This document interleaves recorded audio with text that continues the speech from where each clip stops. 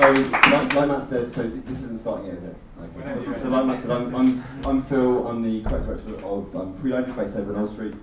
And today, I just wanted to, in 7 minutes or so, I'm going to see how much I can get through. I wanted to give you an overview of the stuff that we find interesting about the games industry. So, the stuff that makes us kind of like in the studio, and just hopefully kind of like a glimpse of kind of stuff that goes beyond just Black Ops and the AAA kind of games that most people will be familiar with. So, should we go? Yeah? So, 32. 32 is the average age of gamer in the world. It kind of, people argue that maybe it's between 30 and 34, but I think this, what's interesting about this number is it's the average age. So we've got people who are much older and much younger, and really kind of, I think it debunks the myth that games are played by kids. They're no longer played by, they're played by everyone. Okay, next slide. 74 billion pounds is what the games industry is worth in the world. That's more money than Hollywood takes. That's more money than frozen pizzas. In 2015, that's going to be 115 billion pounds. It's a huge, huge industry. I put up Halo 4. This is the equivalent of this is Black Ops. It's the equivalent of Assassin's Creed. It's the big blockbuster. I've got some numbers here. This cost $100 million to make. It's a $4.38 billion franchise. It's the on the first 24 hours, it earned 220 million pounds. $20 million. It's a little bit boring though. Charlie picked up on it. The disruptive forces over the last few years. There's three mainly: self-publishing platforms, so App Store, Google Store, Xbox Live, PSN. New powerful devices that come to the market, which have completely changed the kind of the gaming landscape. And there's been much more mainstream appeal. So I've got my dad asking me about Angry Birds. We're very interested in, as a business, games that break the norm, and what I want to show you in the next few slides is games that are kind of artistic, beautiful, subtle, nuanced, meaningful, games that go much further than just shooting people in the heads. 15 games. Journey. This is my favourite game of 2012.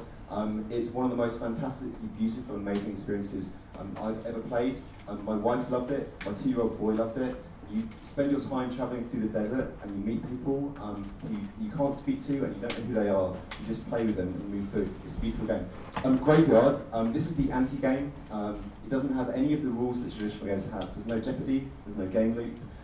You're an old lady, you walk into a graveyard, you hear beautiful sounds of birds and the wind, and when you get to the middle and the mausoleum, you sit down and a French pop video plays with a montage of her life.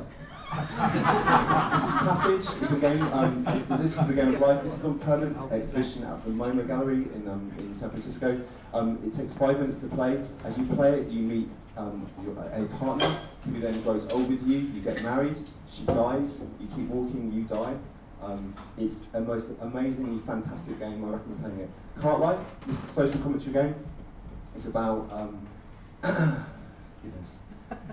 You're basically a street vendor in a small city making pieces for people to buy. You have to try very hard to make them buy it, so you have to choose the right piece of toppings. Every night you have a warm shower, you get into bed, you fall asleep, you have a bad dream, you wake up, you go back to work.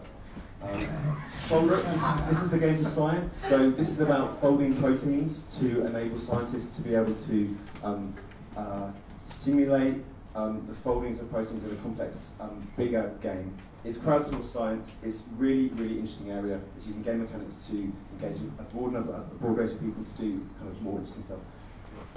Weetopia, this is the game for giving. So this is basically riding on the free-to-play phenomena. It's basically you earn joy in the game, and you can spend that joy on charitable initiatives.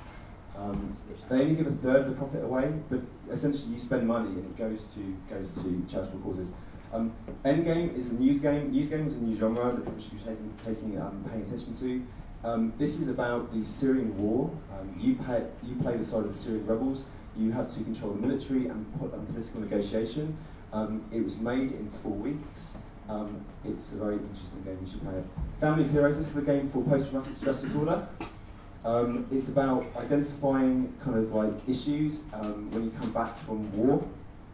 If you strip it back, it's just a resilience training game, but it's also about like an early warning system for people who are about to go crazy. It was nominated for Games to Change the World last year. The Great Brain Experiment, commissioned by Wellcome. this is a very interesting area. It's using mobile games to reach a huge number of people and basically gather research from that game that's been played. I think this is like, I don't like the look of it much, but I think it's a very, very interesting game. I recommend you play it. Okay, and SimCity. So this has just gone, SimCity Education is an initiative that's been done by Glass Labs, which is funded by the Institute of Play and the Bill Gates Foundation. This is looking at how that you can use entertainment games in classrooms to for formative assessment. So it's basically AAA games in classrooms being used as education. Really interesting area. So this is us. So as a business, we make games on purpose. So this is the thing that we do. So we're looking for games that have like a learning objective or communication objective embedded within them. And I'm going to show you some games that we've made. Okay, this is 1066. We made it for Channel 4. It's an historically accurate and educational game. It's you play Vikings, Romans, and Saxons. It's had 46 million plays. Average game time 18 minutes. So just do the maths. That's many years of people playing this game. I would recommend you play it. This is Wondermind. It's about neuroscience. It's about Alice in Wonderland. It was commissioned by Wellcome. It was for the Tate. It's aimed at 7 to 9-year-olds, and it teaches kids about spatial cognition, plasticity, language, and memory. This is our game called The End. It's about death. It's a game really of self-discovery, so as you play it, you learn more about yourself. It plots you on philosophical axes, and you can learn more about kind of like how you feel about death. That wasn't a very good explanation, but it's a very kind of interesting game. 4.3 million plays, average save game time 2 hours online. It's an online game. This is the last project I'm going to show you. I can't tell you who the client is or what it's called, but it's a game where you can collect authors and characters from notable works of fiction to play in a collectible card game, like Magic, if you know what Magic is. Magic the Gathering, yeah? Okay, and this is my kind of pitch. So what we're looking for. So I don't know who's in the audience, but Matt was asking me to kind of think about what we want to get out today. We're looking very interested in new business models. We're looking to have a joint venture with a publisher who has really strong IP or strong brand, who'd be interested in making a game-based learning product. That's what GPI stands for. Fantastic.